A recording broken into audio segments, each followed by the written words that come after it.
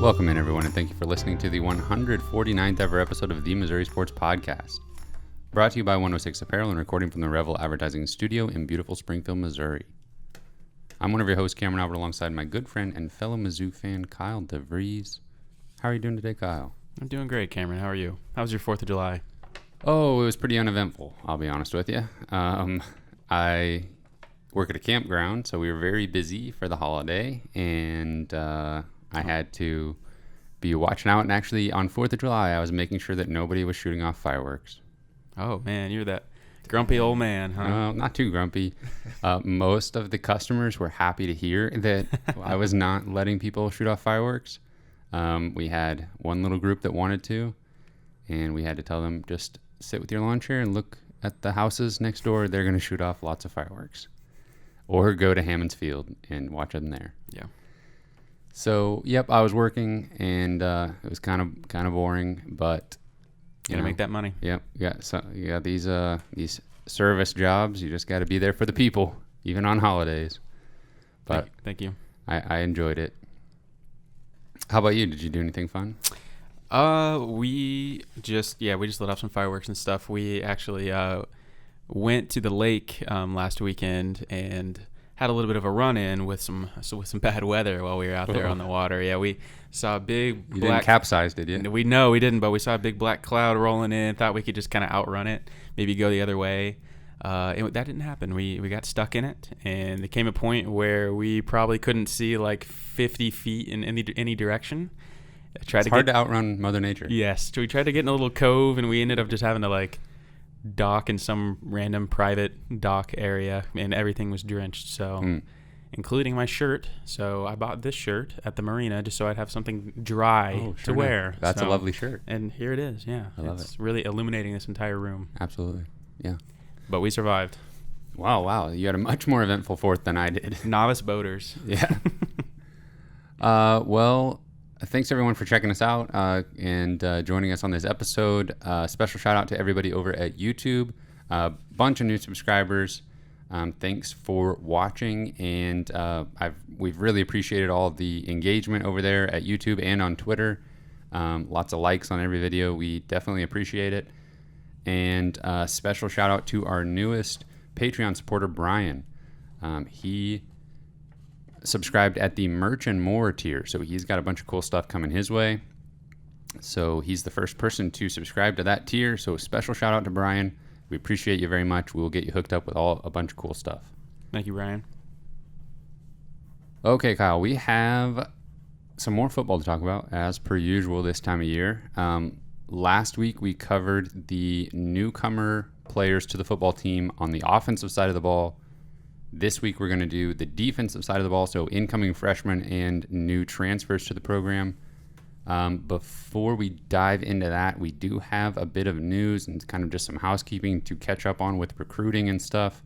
The first thing is, last week we talked about Tavoris Jones and Deshaun Woods. We predicted that they would pick Mizzou when it was time for them to commit, and they did, and that wasn't too much of a stretch. Pretty much everybody thought they were going to pick Mizzou, but it's good to see that they did, and they immediately became the number 2 and 3 players in Missouri's recruiting class that was already looking pretty good. So great that they did end up choosing Missouri, and glad to have them on board. Yeah, for sure. We talked about those guys pretty in depth last week, just kind of assuming that they would become part of the class. So if you want to hear a little bit more about those guys, go check out our episode from last week and hear a little bit more about those individual players. But yeah, I mean, just Missouri's class is just looking pretty incredible so far. So I'm definitely excited about both of those guys. It was a good weekend for recruiting. Yeah, and just like special shout out to University of Texas. If you guys want to like overlook any other players from your home state, we will be happy to just, bring them on over to Missouri. Shout out to Nebraska for hiring Scott Frost. That too. That's, man, who would have thought that, that home run hire would turn into the number 1 player in the state choosing Missouri? Who would have thought that hiring a former player wouldn't work out? You should have just stayed at UCF, I guess. Had it made. The book's not completely written on his time at Nebraska, so we might be just eating our hats later. Doesn't seem like it so far. Sticking with football for a minute, Ahmad Robinson, who had a Mizzou offer, defensive back from East St. Louis, committed to Arkansas State. He obviously is friends with Luther Burden, and some people suspected that was one of the main reasons he had a Mizzou offer. It seems unwise to give somebody a non-committable offer just to get their friend interested in your program and then not actually be too serious about the player in question. Seems like a way to burn bridges, so hopefully that's not what the staff did in this situation. I can't imagine they would do it that way. But anyway, Ahmad Robinson has committed to Arkansas State. Yeah, I mean, for whatever reason, I guess that offer was not committable. I hope that, like you said, that didn't damage any relationships with East St. Louis or with Luther Burden. Don't really know exactly how that's going to play out. I hope that Ahmad Robinson committing to Arkansas State doesn't mean that Luther Burden has maybe moved on, but I don't know. I think they're just good friends. I don't think that was necessarily like a package deal, obviously, if you will. So I think we're still okay. All right. Let me know if you hear otherwise. But do we have any other football stuff to talk about? I've got a few basketball things, but yes, Missouri made a Final Two for a 3-star offensive tackle, Valen Erickson.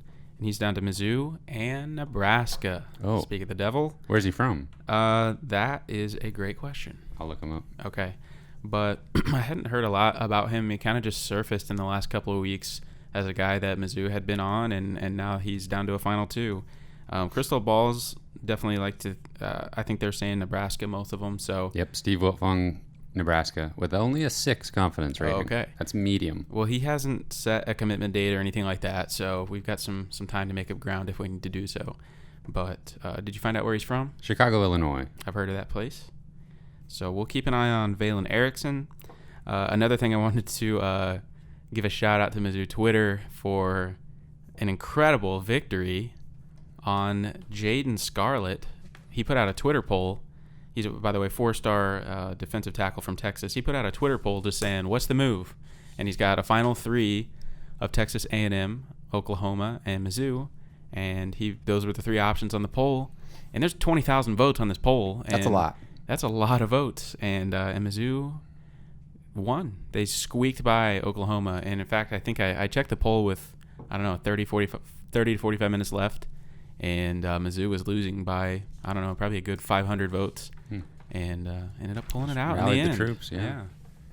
Well, that's impressive. Obviously, that means he's coming to Mizzou now. That definitely, that's the way that goes. You put out a poll. Yeah, you put out a poll. You gotta stick with it. I don't know what. Yeah. I did see that poll, and I did vote in the poll, and I also saw some pretty salty Oklahoma fans that were convinced that just like an army of Texas fans came and voted for Mizzou on this completely unrelated poll just to really stick it to Texas A&M and Oklahoma. And maybe there's a bunch of Texas fans out there with nothing better to do, but I don't know. Maybe so. But what's even more egregious is I saw one Oklahoma fan claim that they literally clicked clicked Oklahoma in the Twitter poll, and it counted their vote for Missouri. And they were not. I don't think they were joking when they made this claim. So I don't know if they were making stuff up or if they got confused by what they were seeing. But one thing I can guarantee you is there's no possible way that happened. Yeah, I think I'm just gonna guess that they were lying on that one. I'm trying to give him the benefit of the doubt, and that maybe he just doesn't quite understand how Twitter polls work. But so then he's basically claiming that there's some kind of Twitter conspiracy that Twitter itself wanted Mizzou to win this poll. Well, now that's something I could definitely believe. Missouri's the good guys. That's true. Maybe there's some Mizzou grads working at Twitter and specifically monitoring polls and switching votes. Maybe a lot of Mizzou fans have burner accounts and just count for 2. Maybe, but I think we need to stop the steal on that. Or the Oklahoma fan thinks we need to stop the steal on that Jaden Scarlett Twitter poll. Well, hopefully he follows through with the results of the poll. I don't think we should probably hold him to that. But. Yeah, I mean, when we really look at his recruitment, I mean, he is in high demand from some pretty prestigious universities. Obviously, Oklahoma is going to be tough to beat out, and then he recently got an offer from LSU, so that's going to be a tough race. But in a past years, I probably count us out a lot sooner than I am this time. And I think we're going to be really in it to the end. So we'll see. Okay, some basketball recruiting news. Feels like we haven't talked about basketball a lot recently, for good reason. But we have 2 Mizzou offers out there that moved on, made decisions to go elsewhere. So that is Kellen Thames going to St. Louis and Connor Turnbull going to Butler. Yeah, those are both fairly recent offers, I guess, in the last month or two. Connor Turnbull, big man that I really liked his game, so I was kind of disappointed to see him go to Butler, which I'm sure he's going to just end up being amazing there. And Kellen Thames, obviously the son of Kelly Thames, which is a name I'm sure most people are familiar with if you're listening to this podcast, but he committed to St. Louis last night. And sounded like they probably had we know the scholarship situation. There's limited spots. So unfortunately, in a different year, maybe they take more of these guys if they want them. But I think they really only had one spot for some of these local kids. So, and you'll tell us who got that spot. That would be Christian Jones, kind of a Swiss Army knife type player out of East St. Louis. I've seen him listed as a point guard. I've seen him just listed as a forward.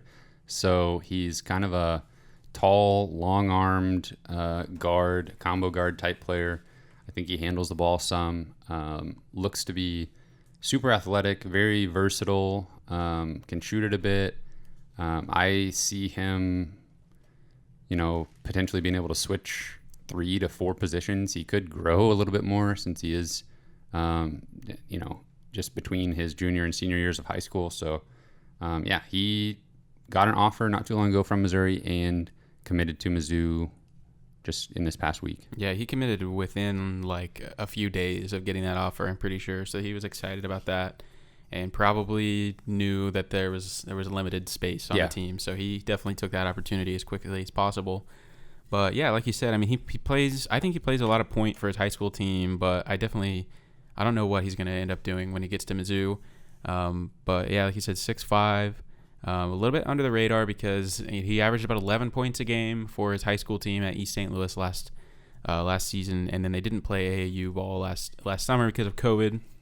But he has kind of, I guess, not blown up, but he has gotten some notoriety this summer for his performances with Brad Beal Elite.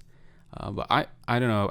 There's not a whole lot of film on him out there, but what I have seen, I really like of him. I think he's, like you said, super smooth, fluid athlete. He's a really nice looking shot.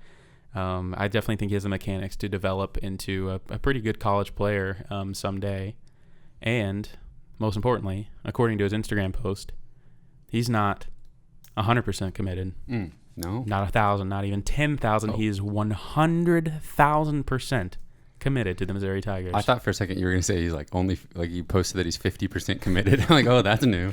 But also, so is 100,000. Very far in the other direction, Cam. He is more committed than every other player that has ever played for Mizzou combined. He's more committed to Mizzou than I am to my wife. 100,000%? Can't compete with that. Wow, that's incredible. Yeah, I'm sure everything's great with your wife, and he's still just far beyond absolutely what you could ever imagine. Yeah. Incredible relationship. That's very committed. Something that I will look for from Christian Jones in the next year or so is hopefully he can develop as a player enough to maybe get a little bit more thoroughly built out recruiting profile on some of these websites. Yeah. Because there's under the radar and then there's like not quite on the radar at all. Profile. Yeah. So yeah, no profile yet on 24/7 Sports, no picture, 0 stars, no rating on Rivals. So if maybe we got a diamond in the rough situation, and if it could be polished up just a little bit by this time next year, that would be pretty cool. Recruiting's kind of like the stock market. You're trying to find the next Amazon out there, before they blow up. When they're still in the garage. Yeah. Konzo's. Yeah, he kind of lives in that zone. He's playing the penny stocks, but it's a promising one. Yeah. So at some point in the next month or so, we'll kind of take stock of basketball recruiting and just talk about the scholarship situation, look at who they're in on still, because we haven't seen the last of Mizzou in this class, I don't think. Missouri's going to be a factor all the way up to decision day for a few more guys, I think. So we'll have to kind of think through that and see what the options are still. Yeah, I mean, we'll see what happens with the team. But at this point, I mean, the two high school players that they're after, that they have a good shot at, are Aiden Shaw and Chandler Jackson, both 4-star recruits. But at this point, unless one of those two guys wants to commit right now, I just think they have to hold off on high school recruiting and maybe look at a transfer after the season, depending on what the roster looks like. So I think it could be pretty quiet in basketball recruiting for quite a while, kind of like it already is. But it's always kind of stealthy, but it's going to be real quiet. Mm-hmm. All right, so the topic of the show this week is the newcomers on the defensive side of the ball for the Missouri Tiger football team. So we are talking about the incoming freshmen and new incoming transfers that will be playing their first year at Missouri this upcoming season. And we've got quite a list of names. We went through the offense last week, and not as many players, there were obviously with transfers and Mookie Cooper, Dominic Lovett, we talked about them quite a bit, and they look like instant impact type guys. We'll talk through these guys on the defensive side and see if any of them seem like they can contribute right away, or who has the best shot anyway. So, Kyle, you can start off wherever you'd like. Thank you very much. So this is the 2021 class plus transfers. These guys are on campus for right now. This is definitely a very defensive-heavy class especially when you looked at need. That just makes sense. We have like 8 defensive linemen to talk about, so very defense-heavy. But we'll start out with the defensive line since I just mentioned it. We'll kind of go position by position, maybe talk about the guys one by one, and then maybe recap once we finish each position group. But we'll start out with 2 transfers that we got. The first one, Realist George, 6'1", 278. He's a redshirt sophomore. He is transferring from Independence Community College in Kansas, and he played defensive line there, but he actually started as a fullback at Miami. Interesting. His freshman year. So he played in a few games at Miami his true freshman year, which is kind of interesting. Yeah. So, but when I think Realist George, I definitely think of a guy that will be instant impact. I definitely think he has a chance to even start. Played in the spring game this past year and was just running amok. He was everywhere. He was always in the backfield, putting pressure on. So definitely excited about him. Seems like a good athlete. We'll move on to the next one, Daniel Robledo. With Realist George, real quick, I did think it was interesting that his official listed height and weight on the Mizzou football website is what again?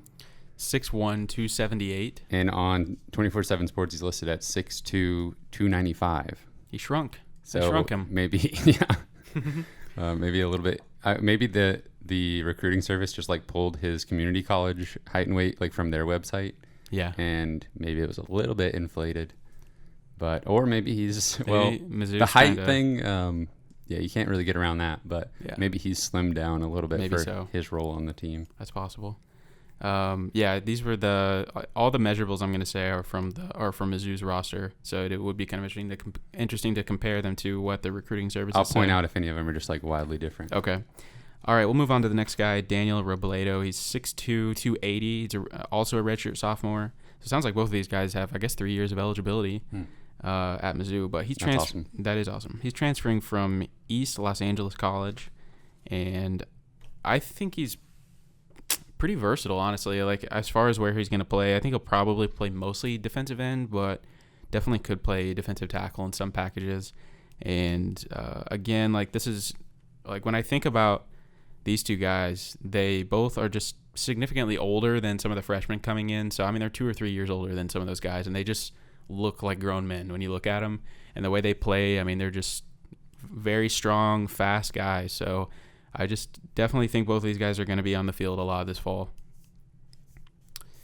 Okay, so now we'll move on to the freshman defensive lineman, and we'll start out with Mekhi Wingo, 6'1", 275 from DeSmet in St. Louis.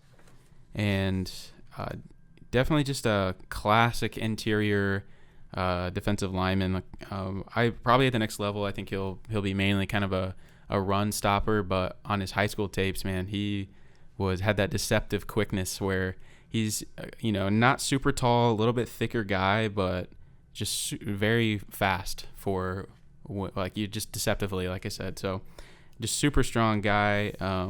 Definitely think that he could find his way in the rotation for sure. He's been huge on the recruiting trail as well. Yeah, he was the very first recruit, or very first commit of the 2021 class, if memory serves.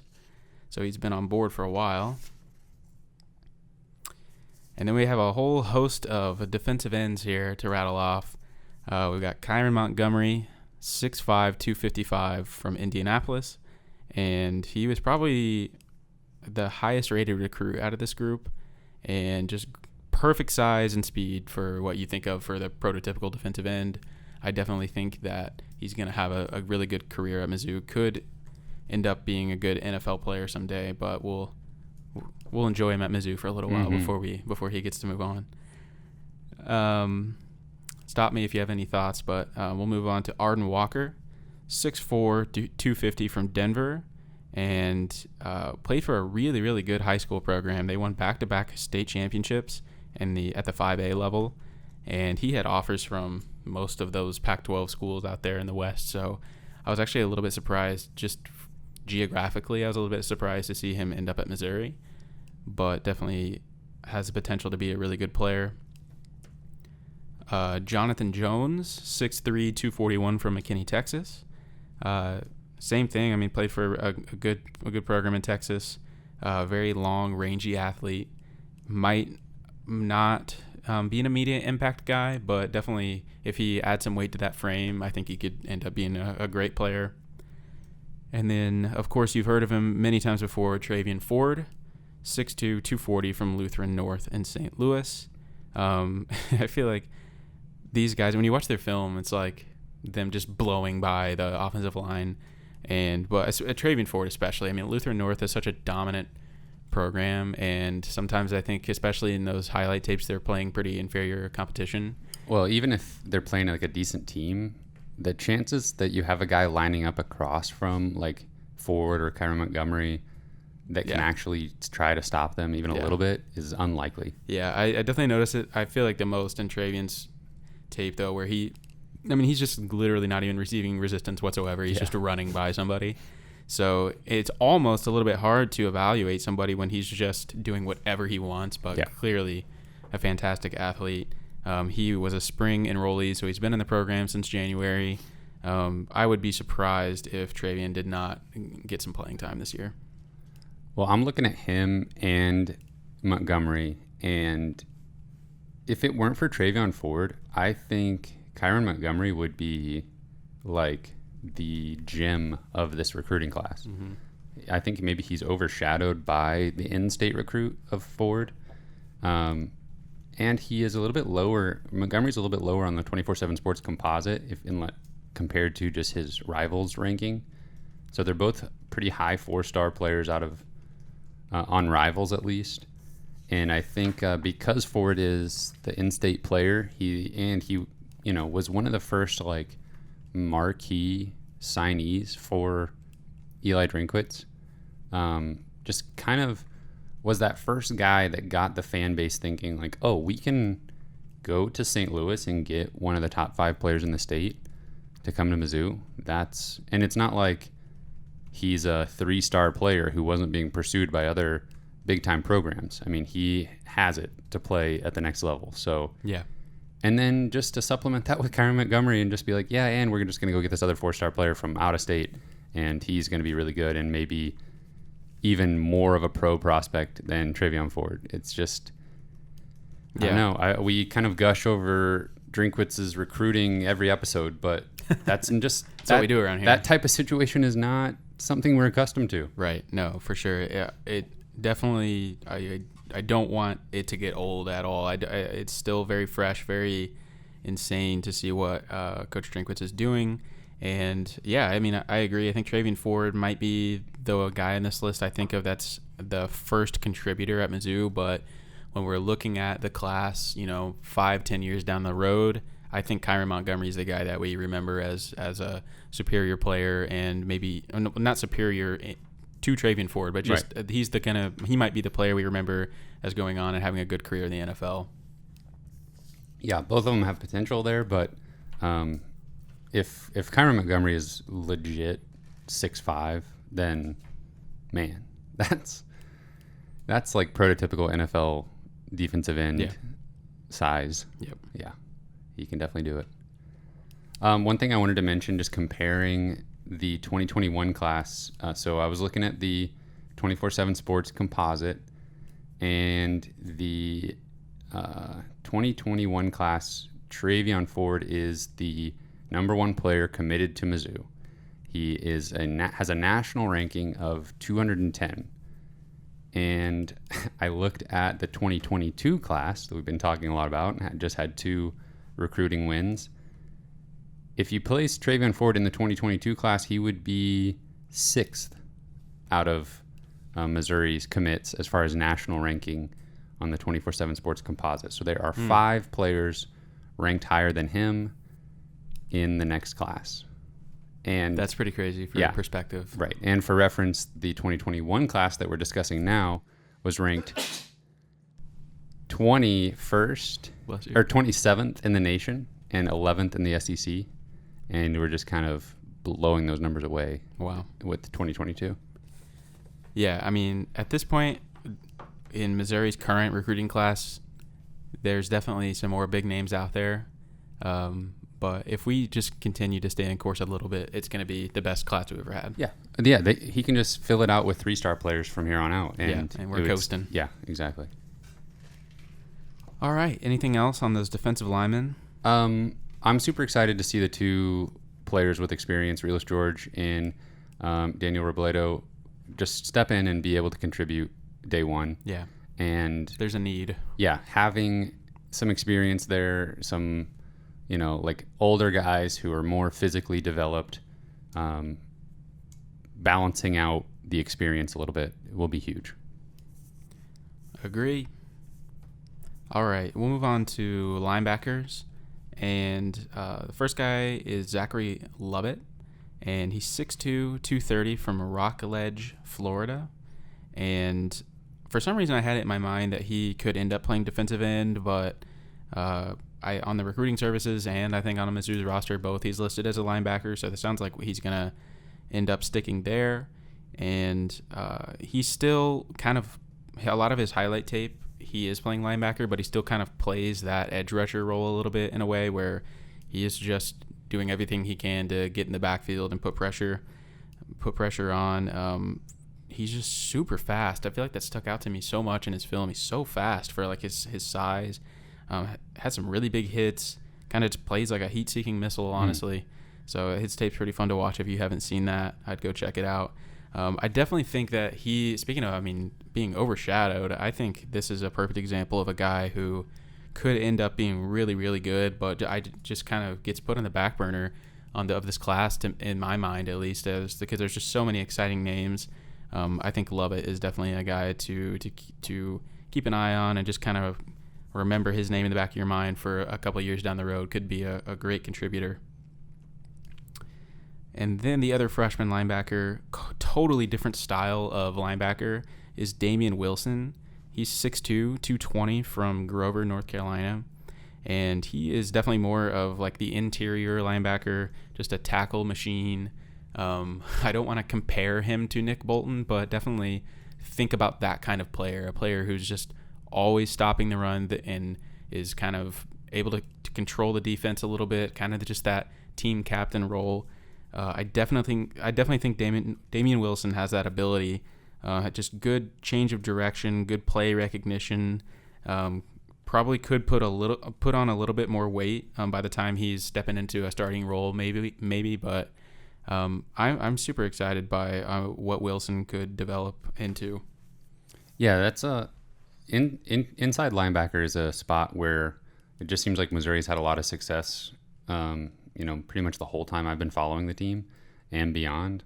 And obviously that was kind of a area of expertise for Barry Odom when he was the head coach and when he was the defensive coordinator. So he was able to get guys that fit exactly what he wanted and then get the very most out of them. So hopefully we don't see a drop off of that now that we've, are a little bit more removed from his time at Mizzou. But yeah, I mean, that's such a crucial position. You always hear about the inside linebacker being like the coach on the field, calling out the plays, dissecting the offensive formations and stuff like that. So definitely important role, and it's good to hear that Wilson is kind of that type of player projected out. Yeah, when you don't have that stone wall in the middle of your defense, you definitely feel it for sure. So hopefully he can fill that role at some point. And then the last linebacker addition we'll talk about is a transfer. He's got 1 year of eligibility, and that is Blaze Aldridge, 6'2", 220, transferring from Rice. And this is a decorated college athlete. He did everything at Rice. He was their heart and soul of that team. He won the team's MVP award 2 years in a row, in 2019 and 2020. And as a linebacker, I mean, you really have to be superior to be able to win an MVP award as a linebacker 2 years in a row. You have to be making a difference. Yes. He was the first team All-Conference USA in 2019 and 2020. In 2019, now listen close here because this is pretty insane. As far as what he did in 2019, he had 102 tackles and 21 and a half tackles for loss. So wow. Over 20% of his tackles, he was making them in the backfield, and only 4 sacks. So I don't even know how that was happening. There's really not a lot of film on Blaze Aldridge out there that I could find, but the man is he plays with his hair on fire. He's just so aggressive. That's insane. He's everywhere. Yeah. So I definitely would think Blaze is going to be instant impact, probably a starter immediately. How many years of eligibility does he have? I believe just 1.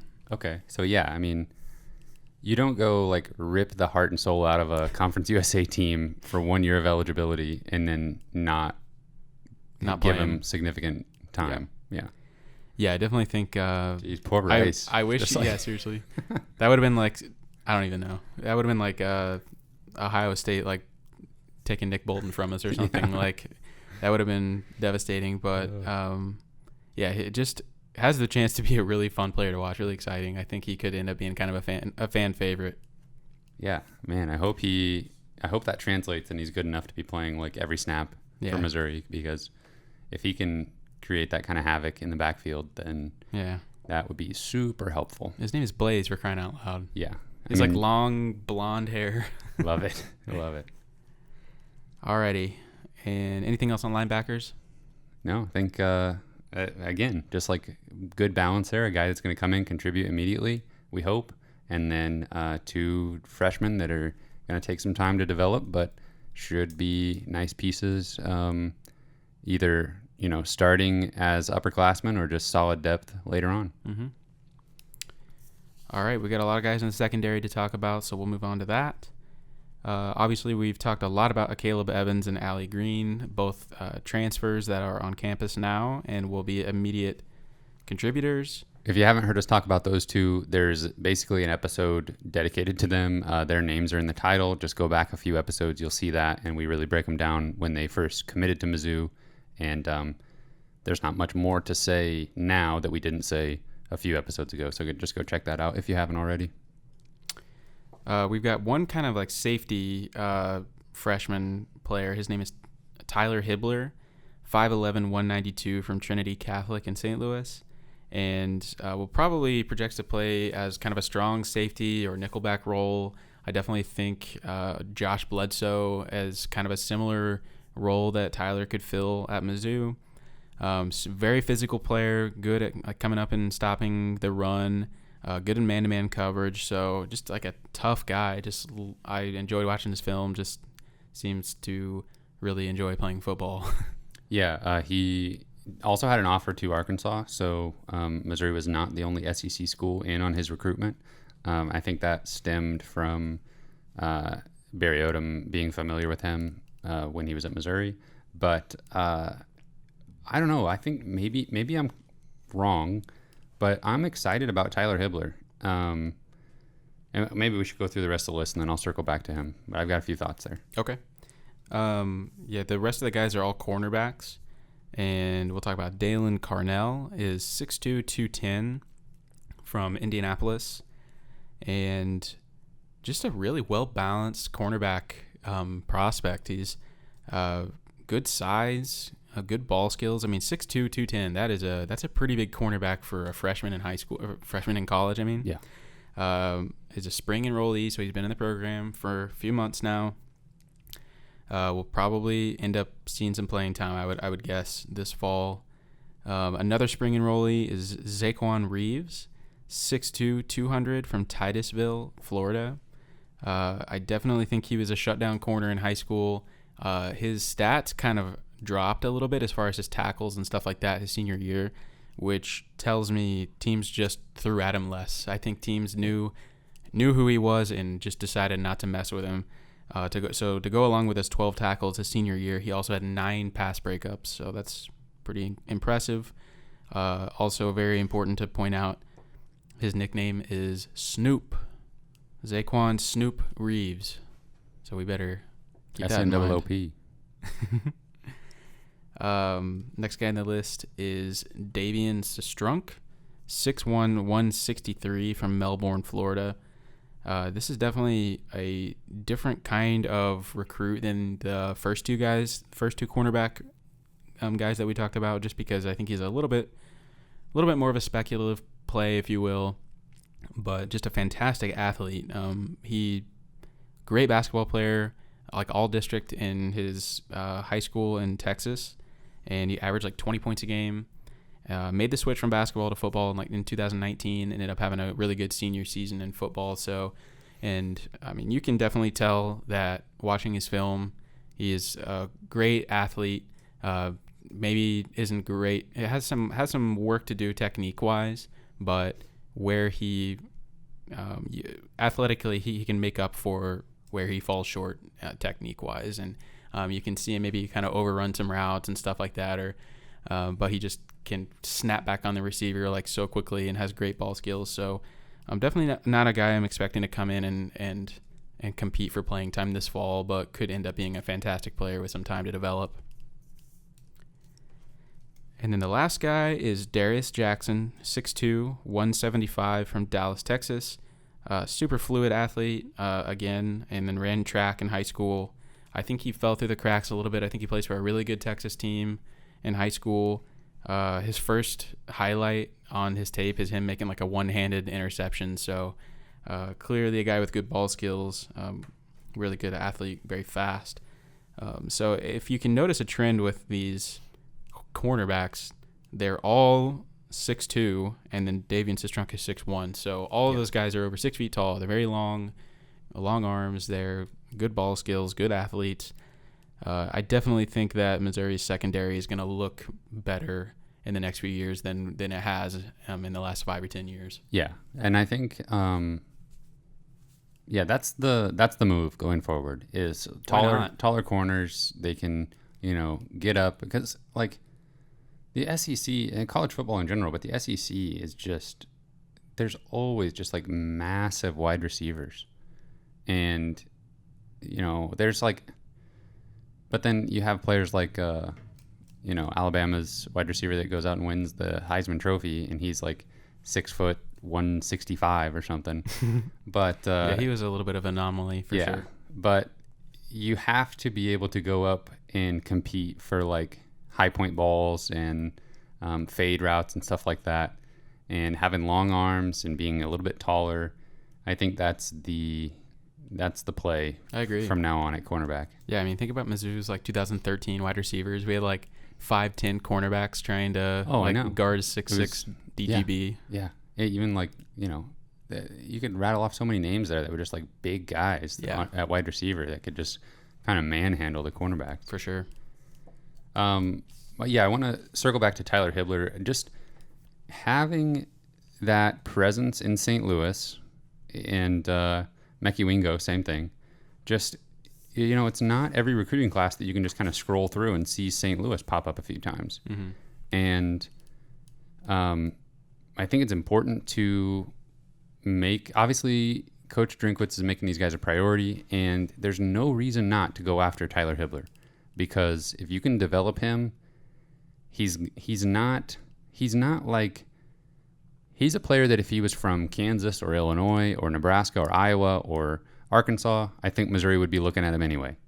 If he was an under-recruited player out of Texas, Missouri would be looking at him. So it's not just because he's from Missouri that he is playing for the Tigers. And I think he has the size that if he can kind of hone his craft for a couple years, then he will be a very solid safety in the future. And then I also am excited about Darius Jackson, because he is the type of player that Texas has so many of these guys that are just 3-star, but they would probably be high 3-star or even 4-star players if they played in Missouri or Kansas or someplace, because there's just so many players. Yeah, there's so many players in Texas. And if Missouri can go get a handful of 4-star players and then just fill the rest of the roster with 3-star guys that have been overlooked from Texas and Florida and places like that, they just have so many guys, then, I mean, how many times for Missouri specifically have we seen a 3-star player from Texas go on to be a significant contributor by their redshirt sophomore or junior season, and they turn into pros? Yep. So I think just keep going back to that well as many times as you need to. I agree. Live in Texas for sure.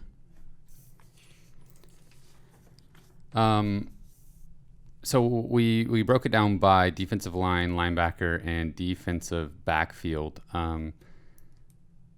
And each position group kind of has a perfect balance of guys with experience, newcomers, highly rated guys, more project, long-term players. And I just think this group is so... If we could have something like this in every single recruiting class, I would sign up for it right now. It's pretty much what you want from Missouri. Yeah, and I love the transfers that are going to come in and provide some like immediate assistance, because obviously it's needed in certain areas, and Coach Drinkwitz realizes that. And even some of the like grad transfers like Chris Turner, Akil Byers, some of those guys that are going to stick around for one more year. I mean, obviously neither one of those guys are probably like household names, guys that are going to make a huge difference, but just add some consistency and help that transition as like all of these guys transition into the program. There's 8 newcomers just on the defensive line. It's so great that we had a couple of guys just stick around and help these other guys transition into the program, even though they're probably like 30 years old at this point. Yeah, not having to rely on incoming freshmen for big, a huge number of snaps is crucial to the development of a team. You need these guys to be able to learn and take their time and not feel like every single play depends on them. Right. And I think they'll mature with the mental aspect of the game naturally as they go forward. But I think we've seen, Missouri's done a pretty good job at this, but I think we've seen, in sports, we know that if guys are just required to do too much too early, sometimes they can fold because they're just mentally, they aren't ready to accept the fact that they're not ready physically. Mm-hmm. And selfishly, I would love for some of these guys to get some playing time this year, but also be able to maintain the red shirt. Yeah.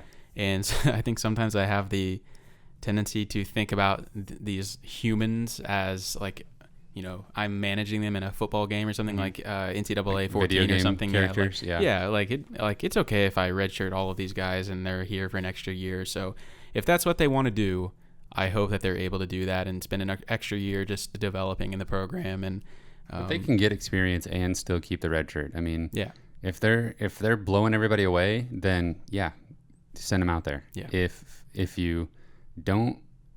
they're not just destroying the competition and not needed, then let's get them their 4 games of experience, or if they're needed on special teams, throw them out there. But if not, let's just take our time and develop these guys, and they'll be really good players sooner rather than later. Yep.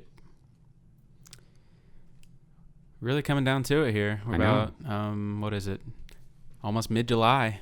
Yep. Getting closer every day. We're going to be kind of following along week by week as we approach the season, kind of still talking about the depth chart and the schedule and all that stuff is still yet to come. So less than 2 months, we'll be doing our Game 1 preview for the football season. Hopefully all the new viewers and listeners we got during all this recruiting explosion stick around for the actual season. And hopefully Missouri wins a few games so that people are motivated to stay with us.